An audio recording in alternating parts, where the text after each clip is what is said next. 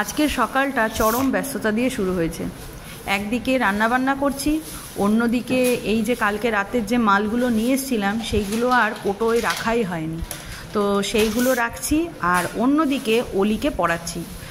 কাল বাদে পরশু, মানে কালকে হচ্ছে সানডে আর পরশু হচ্ছে মন্ডে থেকে অলির স্কুল স্টার্ট হচ্ছে, প্লাস এক্সাম, মানে স্কুল এক্সাম দুটো একসাথেই চলবে। আগের দিনই বললাম ফর্মেটিভ অ্যাসাইনমেন্টের মতনই এক্সাম হবে ওদের। অলিরানি এখানে স্কুলের অ্যাক্টিভিটি কমপ্লিট করছে। সুন্দর করে করবি, ঠিক আছে? ওদের স্কুলে অ্যাক্টিভিটি দিয়েছে হচ্ছে 4টে ওয়েস্ট বেঙ্গলের ট্রি আর 4টে হচ্ছে তামিলনাড়ুর ট্রি। ড্র করে A4 সাইজ পেপারে ড্র করে সেটা সাবমিট করতে হবে স্কুলে। তো মন্ডেতে কয়েকটা হয়েছে কিন্তু টোটালটা কমপ্লিট হয়নি, মানে তামিলনাড়ুরটা হয়েছে, ওয়েস্ট বেঙ্গলেরটা হয়নি। তো ওয়েস্ট বেঙ্গলেরটা হয়েছে, তামিলনাড়ুরটা হয়নি। তো ওই জন্য আমার মানে খুপড়ির মধ্যে যা যা ছিল সেইগুলো দিয়েই মোটামুটি করেছি। মাঝে মাঝে মনে হয় জানেন তো, যে মা কি করে ছোটোবেলায় এত দিক সামলাতো। আর আমি তো অলিকে নিয়েই থাকি, কিন্তু আমরা তো দুই বোন, আমাদের দুটো বোনকে একা হাতে মানুষ করে, বাবা অসুস্থ, বাবাকে দেখতো, হ্যাঁ, তার উপরে সংসার। হ্যাঁ, আমার মা গোটা সংসারটাই নিজের ঘাড়ে, মানে বাবা জাস্ট দোকান করতো, টাকা নিয়ে আসতো, ব্যাস ওতেই। কিন্তু মা ওষুধ কেনা, আমাদের পড়াশোনা দেখা, আমাদের খাওয়া দাওয়া, বাজারপত্র, এভরিথিং, মানে সংসারের সমস্ত কিছু কিন্তু মাই করতো। মানে আমি মাঝে মাঝে আশ্চর্য হই যে মা কিভাবে এত দিক সামলাতো। এখানে বসিয়ে দিয়েছি হচ্ছে ভাত, আর এখানে দুধ গরম করতে বসালাম পায়েসের জন্য। হয়ে গেছে? কি কি করেছিস? কই দেখি বানায়ান ট্রি।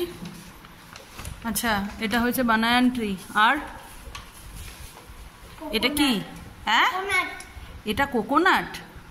কই দেখি দেখি, সামনে নিয়ে। এটা কোকোনাট হয়েছে না খেজুর গাছ লাগছে রে? এটা কোকোনাট। ইস, এটা কি? হ্যাঁ, এটা কলা গাছ। মাঝখান দিয়ে একটা লম্বা উঠেছে, এটা কি? এটা কলা গাছের এরকম মাথা দিয়ে, এরকম মাথায় এত এত সিধা হয় কলা গাছের মাথা? হ্যাঁ, এটাই তো হয়। কি বাজে করেছে। আর কি কি বাকি? আর পাপায়া, ম্যাঙ্গো। পাপায়া বাকি, ম্যাঙ্গো বাকি, ওইগুলো করতে হবে। আর প্লাস ইন্ডিয়ান ফ্ল্যাগটারও ব্যবস্থা করতে হবে। কি ম্যাঙ্গো ট্রি এঁকেছিস?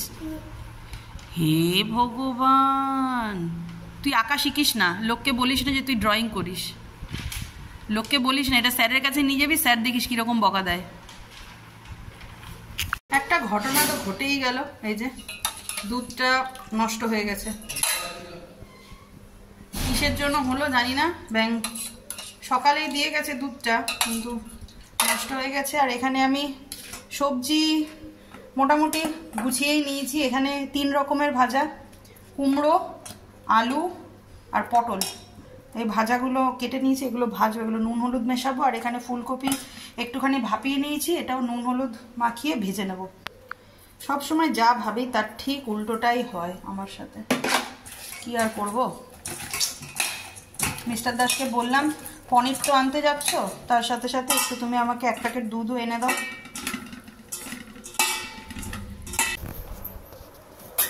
পেয়েছো? এই দুধটা গোলটা নিয়ে আসছো? গোলটা পাইনি, কাকার দোকানে পেলাম। কার দোকানে? কৌশিকের কাকার দোকানে। ও,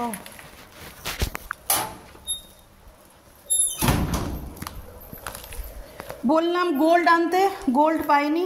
তো এটা দিয়ে হয়, এর মধ্যে একটুখানি গুঁড়ো আমল দুধ মেশাতে হয়। আমার ভিমড়ি খাওয়া প্যান, ফ্রাইং প্যান বসিয়ে দিয়েছি। আর ফার্স্টেই আমি পনিরগুলোকে হালকা ফ্রাই করে নেব।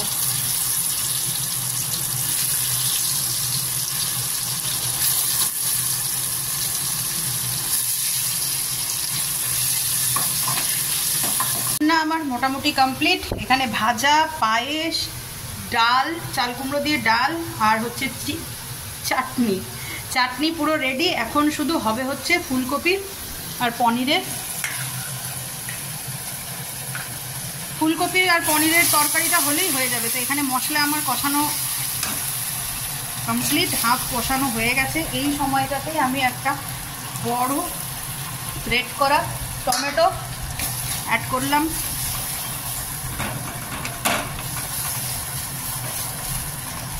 করে এটাকে ভালো করে কষাবো। নুন চিনি মশলাপাতি সব দিয়ে দিয়েছি। হ্যাঁ বলে দিই, বাটা মশলার মধ্যে কি কি দিয়েছি: আদা আর কাঁচা লঙ্কা, গোটা জিরে, আর হচ্ছে চারমগজ, কাজু, কিশমিশ, এগুলোকে সব পেস্ট করে নিয়েছি।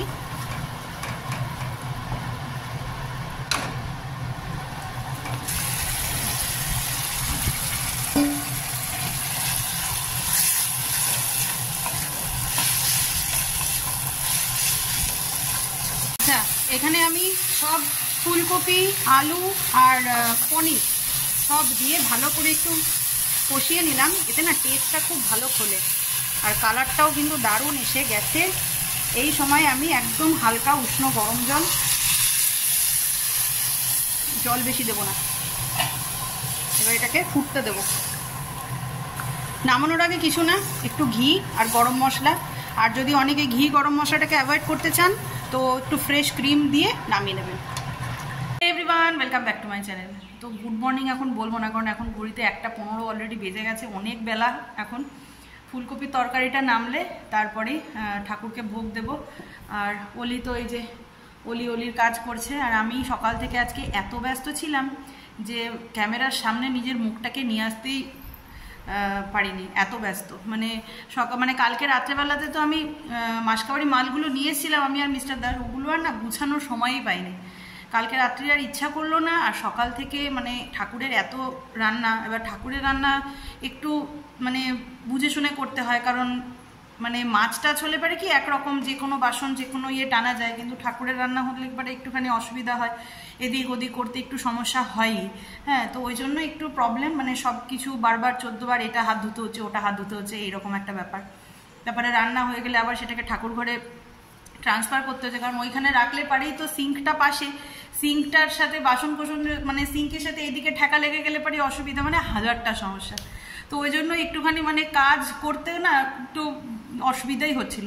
তো যাই হোক, এখন ফুলকপিটা নামলে পারে তারপরে পুজোটা দেবো, পুজো দিয়ে তারপরে খেতে টেতে দেবো। এই থালা বাসনগুলো ধুয়ে নিই, এগুলোতে ঠাকুরকে খেতে দেবো। রান্নাবান্না আমার সব কিছু কমপ্লিট হয়ে গেছে। এরপর ঠাকুরের ভোগটা বেড়ে তারপরে আমি পুজোয় বসবো। সেই আমার রান্না শেষ করতে করতে 1:30টা বেজেই গেল। ভাবলাম যে একটু তাড়াতাড়ি করব, কিন্তু এত রান্নার এত দিক সামলাতে আমার হয়েই গেল দেরি।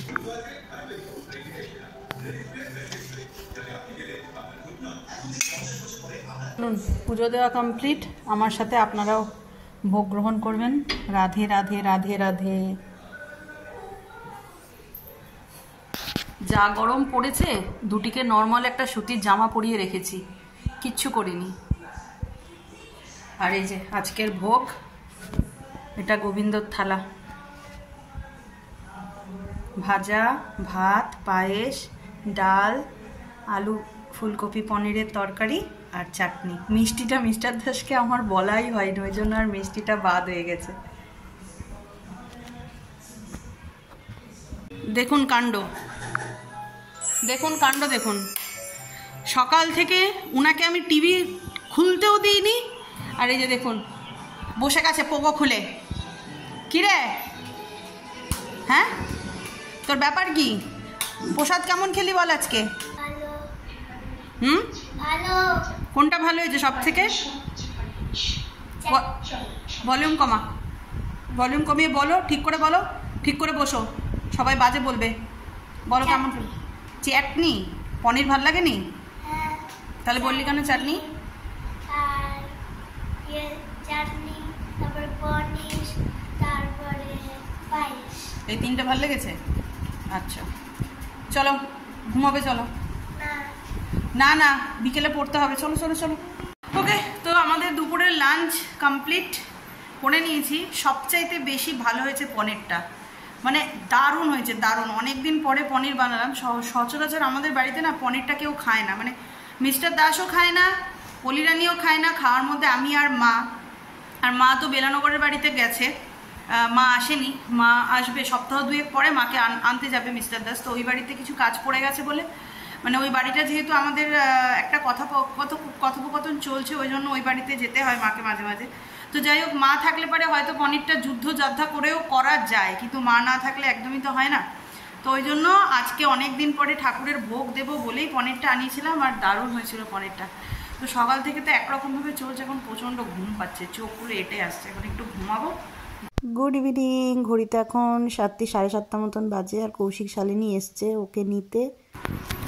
টাটা, আবার আসবে, ঘুমি করবে, ওকে অঙ্গরাজ করে দিও একটু। হ্যাঁ করতে হবে, তাই দেখছি। ঠিক আছে, চলো। সমুদ্রে চান করে চলে এসছে আবার।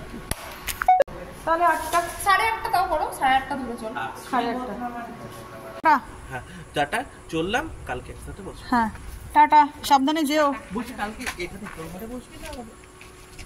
এক ভাই চলে গেলে আরেক ভাইয়ের মন খুব খারাপ হয়ে যায়। আমার গোপালটারও ঠিক তাই হয়ে গেছে, মুখটা একটুখানি হয়ে গেছে।